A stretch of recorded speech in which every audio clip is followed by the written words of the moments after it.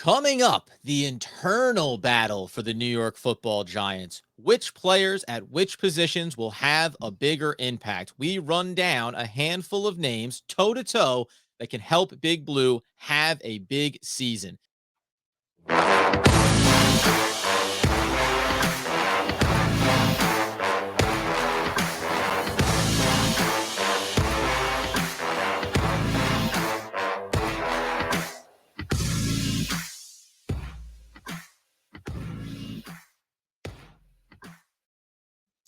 Yes, friends. It is OGP, the One Giant Podcast, where, of course, we are your host over here, Adam Armbrecht, breaking down the Brooklyn Nets on the Locked On Nets podcast with my boy Doug Norrie. And yonder there, we see in the distance, Andrew Makowitz, the season generational ticket holder and healthy, wealthy, and wise, sir. How are we this morning? Adam, I'm doing great. I was thinking about you talk about doing the Locked On Nets podcast as well. Mhm. Which one would you say you have a bigger impact on? Would you say it's OGP? Would you say it's the Nets? Talk to me here. A bigger impact on the podcast. I am a Yeah. seismic individual. I think that I move the needle. I am the rock rolling downhill, collecting no moss because I'm at a rapid pace. But if I'm being honest, on the net side of things, Doug and I have a great rapport and cover that together. It's a collective effort. Likewise over here. So I'm just one half. I'm one half of a cookie, making a delicious little ice cream sandwich for Giants and Nets fans alike. I mean, you wouldn't take the bait. You could have just said that you're the John Lennon of the group, but you didn't bite for it. But I do think the impact piece is important because I think that's going to be a little bit of a running theme for us today, maybe.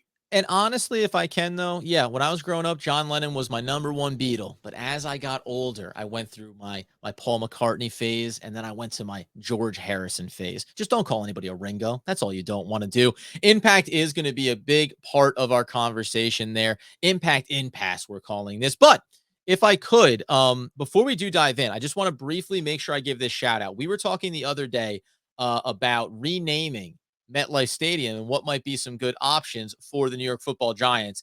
Shout out to Legend Coaches, Kochis. Hopefully I said that right. Oh, it's like Coaches, like Coaches, right? Yeah. Yeah. Interesting spelling there. Yep. Legend Coaches. Because over in the comments on YouTube, he came up with, I said, leader in the clubhouse. I don't know who you have to contact. Got to get this done. Labatt's Big Blue Stadium. Yeah. Is there anything that could possibly overtake that? I mean, at least the leader in the clubhouse, but I think that is as strong as a candidate as we have right now. Yeah, I mean, I went to school at Syracuse University up north. Labatt Blues and Blue Lights were commonplace on Wednesday and Thursday nights.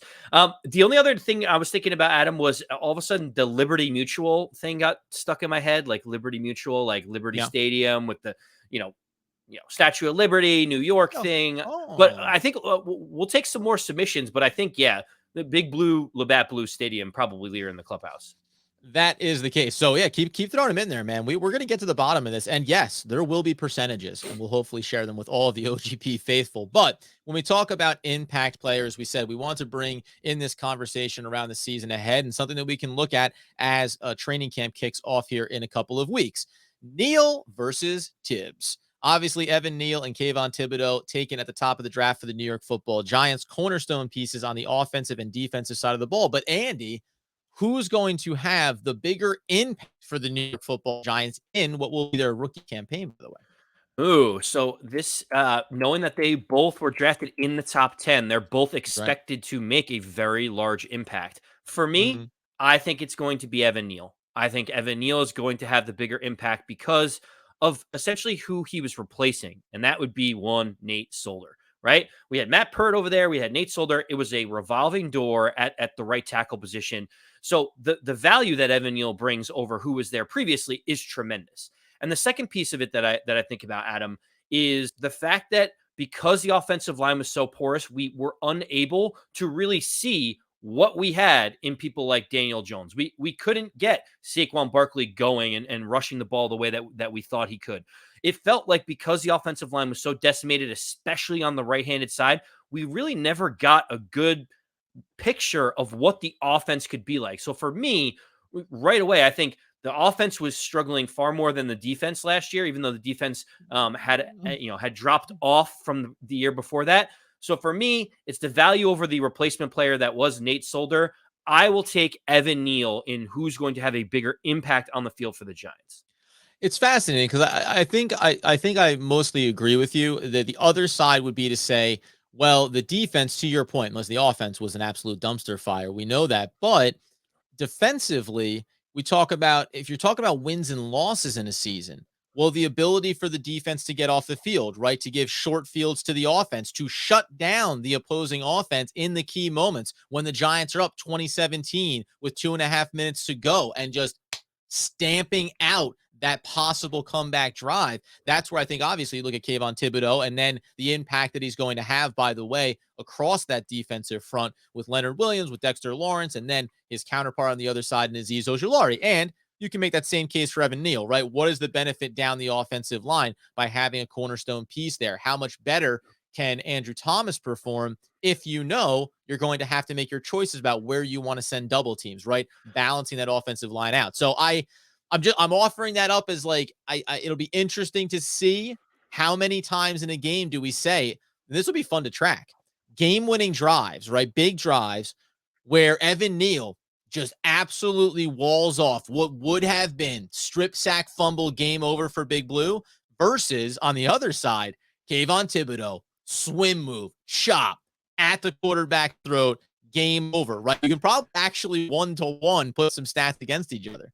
Well, now when we're talking about it this way too, it's actually closer to me in terms of who's going to make a bigger impact.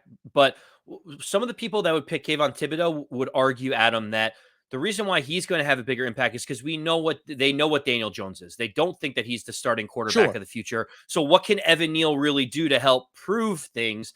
If Daniel Jones is not the guy, and I like those people that are making that argument. Then what type of impact can Evan Neal really have? Like, yes, he's upright, but that might not lead to success. The other thing I will say is if Kayvon Thibodeaux goes out and does what he has been recently saying that he's going to do, he says his goal is to get at least 1 sack in every single game this year. And so it'll be 17 sacks. Yes. Well, yes. If I'm they had checking the math. Yeah, you're like, yep, math checks out. One per game, 17. Yep. But I mean, 17 sacks, even if he gets 15 sacks, he'd be in the top 5 of the league. And when you talk about making an impact, to your point, all of those QB pressures and sacks could lead to turnovers or mistakes that could lead to points. There is a world where if he has that type of impact that he's saying that he will have, that he might be one of the more valuable players on the defensive side in the NFL, never mind just the Giants. Yeah, you know what? I'm going to go with Kayvon Thibodeaux in this one. So we'll keep track of these. I'm going to go. You convinced me of what my possible case was, and as you know, it has a lot to do with what we have expectations for one Daniel Jones. All right, so that is at the highest level, the elite rookies, the top 10 picks that this new regime selected. On the other end of the spectrum, we have a couple of guys that have been around the New York Football Giants. One is the longest tenured New York Football Giant, and that's Shepard and obviously Sterling Shepard and Blake Martinez. When we look at 2 players coming off of injuries, and this is why I think as you compiled some of these comps that we were going to take a look at, it makes sense because, hey, if healthy, they can have a real impact for this team on either side of the ball. Where do you instinctually go here? I do wonder if we're going to be on opposite sides on this one. So my answer on this one is Blake Martinez. And the reason why is because we need him far much more than we need Sterling Shepard in terms of the talent that's on the roster. We mentioned it on yesterday's show. The depth chart at the linebacker position is very thin. We talk about Tay Crowder being there, or like, does Carter Coughlin fill a void? Is Micah McFadden ready to play yet? Where's Darian Beavers? There is a ton of question marks. But when I look at the offensive side of the ball, I look at Sterling Shepard and I say, if he's not there to perform, we already drafted an early wide receiver in this previous draft in Wandale Robinson. We got Kadarius Toney in the first round last year. We signed big free agent Kenny Golladay. We still have the burner in Darius Slayton. It feels like if Shepard doesn't make an impact, there's a lot of other guys that can kind of cover him up. If Blake Martinez is not a tackling machine, then the Giants are even in a bigger world of trouble on defense. But not who has to have a bigger impact, who will have a bigger impact. Do you think that Blake Martinez will be healthy out there and ready to contribute? Because arguably you can apply the same discussion. You can apply that to who will have the bigger impact? Well, out of these two players, it looks like Blake Martinez is far closer to being, if we're saying who's going to be ready week one, Blake Martinez it looks like could be on track for that. Whereas Sterling Shepard, we have real reservations around, is he going to be there week one, or is this going to be something that we talk about over the first 2, 3, 4 weeks of the season? Yeah, well, so that is a great distinction. Blake Martinez got injured at the end of September. I think it was the game against the Falcons where he tore his ACL. Plenty of time to be able to recover. That's almost 9-10 months of lead time. But the Giants, out of necessity, need him to be out there. Like, he has to go out there because they don't have an alternative. So while I know the player's coming off of injury, you want to be very cautious. Blake Martinez is going to come out and say, I need to be on the field, and he's going to push to be there week one. So because of that need for the Giant and his desire to get back out there, I just think he will end up having a bigger impact for the Giants. And we expect him to have over 100 tackles, total tackles, like he's had almost every season for the Giants. Yeah, and it's going to, unfortunately for Sterling Shepard, it's, even if 100% healthy, you mentioned the guys that were brought in that wide receiving room. I think there's going to be a lot of competition there, right? There's going to be a lot of mouths to feed, let alone if Saquon Barkley's going to be healthy out of the backfield. So it's hard to see a world where now you tell me that, this is Sterling Shepard as healthy as ever been in his career. We know what he's capable of, but it's hard for me to say he's going to have a bigger impact, knowing that while Blake did suffer an injury last season, Sterling Shepard has suffered injuries every season, right? It's really hard for him to stay healthy. This is actually a terrible job by you, because it's very depressing to talk about Sterling Shepard and what's potentially going to happen with him as we go into this Well, season. the sad thing, Adam, is I was at week one against the Denver Broncos last year, and Sterling Shepard looked I unbelievable. know. He was catching every single ball. His athleticism, his massive touchdown grab was like a 40-yard touchdown. He had that connection with Daniel Jones. I looked over at my family and I said, we are in for one of those like huge years for Sterling Shepard. Like, he is going to be the guy. And then what happens? Injuries just zap that ability and that promise that he has. And so that's the hardest part, is that when Sterling Shepard is healthy, he is part of like the heartbeat of the Yeah. Giants offense. You can tell, like, even the crowd gets into it, fans get into it. He feels like almost more of a heartbeat than Saquon Barkley does, because when Sterling Shepard picks up those first downs, everyone in the crowd is going nuts over it. And that's why it's so hard. I really hope that I am wrong on this one and Sterling Shepard comes back in and has a banner year. But it just feels like, based on all the injury history that he's had, it's going to be such an uphill climb. Honestly, I would be happy if Sterling Shepard caught 30 balls this year. Like, like that, Wow. like I'd be totally content with that. Like, I just want him to be able, and I just mean, even if he's not in the depth chart as much, or he's further down, or he's just not that, he's not getting as many looks because you have the young talent. Like, I just want him to be healthy, just be a veteran contributor in the wide receiver room. That would satisfy me. Just because well, I obviously know I have an affinity for him. I talked about it all off season about, I've been wrong on some things, but I said keeping Sterling Shepard on this roster, the Giants need to do it. Hopefully, still time for that to be true or false. Call it a bit of an audible here. We're gonna go to our fourth topic, but I want to switch it over since we're talking about the wide receiver room. Just makes sense. Wandale Robinson, we mentioned last episode, yet to sign that rookie contract, but he's been brought in here by the new regime last year. The previous draft class brought in Kadarius Toney. Bigger impact, Wandale Robinson or Kadarius Toney? I think that this is a fascinating one, and I'll be curious. I want us to disagree. I want to find more areas where we can battle each other here. Who do you go with? My answer is going to be Wandale Robinson. But he's And my guy. You have to I pick the other guy. Wandale's my guy. I can't do it, because whenever I see Kadarius Toney's name, like, there has to be a question mark that follows his name anytime I see it, because I don't know what I'm going to be getting. He is mercurial. He's kind of a guy that goes to the beat of his own drum. He has ambitions and passions outside of football that seem to be sometimes the priority rather than being on the football field. There, you mentioned, Adam, Kadarius Toney comes from the previous regime, right? Was not drafted by Joe Shane and Brian Daboll. And then you also think about Wandale Robinson coming in.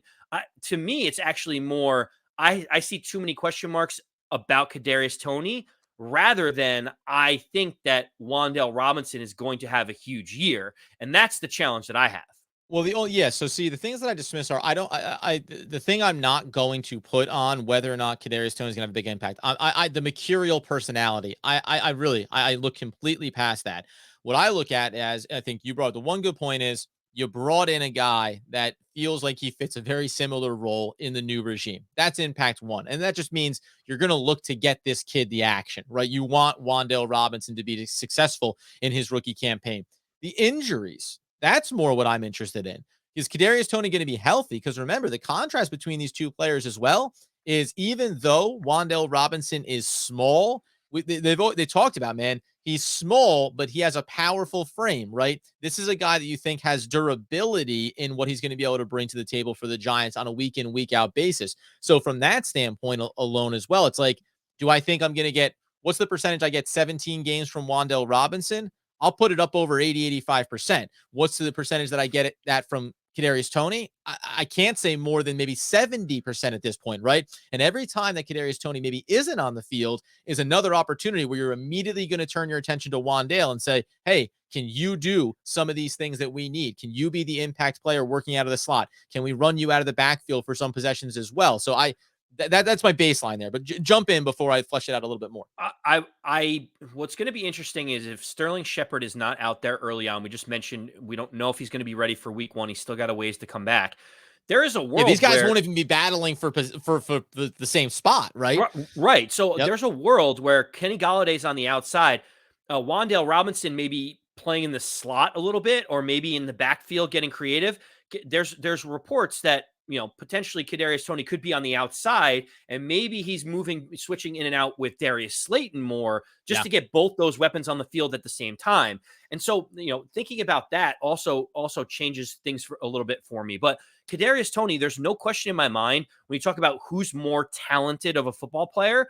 Kadarius Toney is a more talented football player than Wandale Robinson. But as you mentioned, the knee injuries, the ankle injuries, the not being available on the field changes things, because the best ability, cliche wise, is availability. And if Wandale Robinson is out there able to get reps and impact the game, clearly he's going to be more impactful than Kadarius Toney.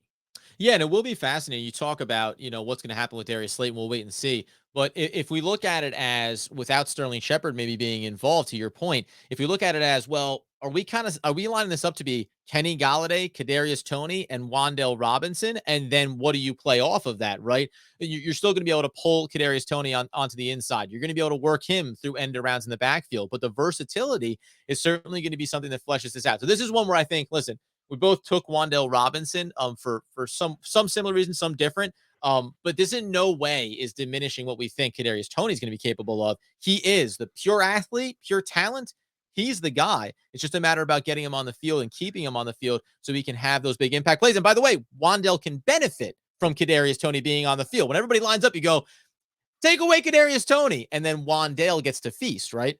If Kadarius Toney stays healthy and he does what is possible, he could be a top 10 wide receiver in the league. Like, he can be that. And that's why he's so tantalizing with his ability. And like, you watch some of the replays of that Dallas game, and no matter what happens with Kadarius Toney, we will always have that Dallas game where you're like, that is a man amongst boys. He's making everyone look silly. And so, yes, that's the hard part, is that I think Wandale Robinson ends up ultimately playing more games for the Giants in 2022. So thus will end up having a bigger impact. Intrigue, my friends. Now, the big closeout, though, as we said, we audibled to the two offensive weapons because it fell right off of that Shepard discussion. And then this kind of dovetails off of that as well. We mentioned Blake Martinez. We mentioned Kayvon Thibodeaux in here. And then it really comes down to who's going to have the bigger impact. These aren't players on the field, but they're the ones that are executing the playbook on a day-to-day, week-to-week, game-to-game basis. Between Kafka and Wink Martindale, who do you think has the bigger impact on obviously either the offensive or defensive side of the ball coming into this season? I think I have a very clear answer to this, but where do you how about this? I have stolen your thunder a couple of times during this. If you have a particular place that you would like to go, I'd like to hear you get plead your case first on this one, Adam. All right. If I may, just give me a minute.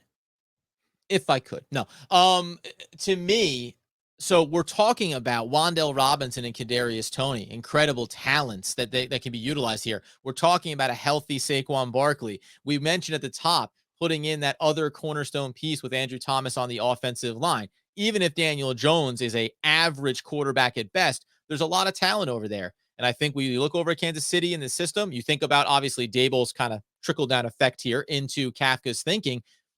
That offensive side of the ball, if we presume health for everyone, is obviously going to have a real opportunity to be explosive, to be dynamic, to be one of the better offensive units in the league. If everything kind of breaks right for them from an offensive line perspective. So that you would think you'd say that's why Kafka has the bigger impact, because he's going to be able to explode with all these weapons and help them win games. The less sexy thing, though, and where I lean is Wink Martindale. Because, okay, you've added in Kayvon Thibodeaux, you have Azeez Ojulari, you have Leonard Williams, you have a bit of a curiosity in Dexter Lawrence. He needs to step up.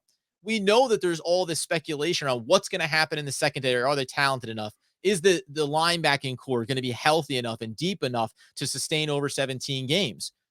But in terms of where the bar is set coming into the year versus how I think the unit will perform, I think Wink Martindale is going to maximize every ounce of every single player on the defensive side of the ball. And by the end of the year, we're going to look back and say, the talent level, yeah, some guys came on, but this was really about Wink Martindale getting every single bit of energy and usage out of every single player. We may be talking about Julian Love and saying he stayed on the roster, and you know what?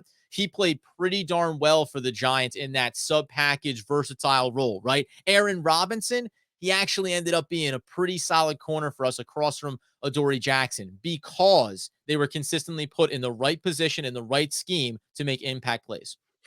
So what you said, I kind of went back and forth. I was like, wow, is Adam really selling this hard? So you went with the Wink Martindale piece of it, and I can understand that. And there's one reason why on the wing side. First is the Giants were last in the league in total sacks. They were last in the league in total sacks with 34 total sacks as a team. They were worst in the league. So Wink Martindale likes to dial up pressure. The Giants, I will guarantee that the Giants will not be last in sacks this upcoming year. They will not. That will not happen. It will not exist. And part of that is because Wink Martindale will put people like Kayvon Thibodeaux and Azeez Ojulari in a position to get to the quarterback. However, Adam, there's just something I can't get over. There, for Mike Kafka on the offensive side of the ball, it's two things. One is that the Giants averaged 15.2 points a game last year. 15.2.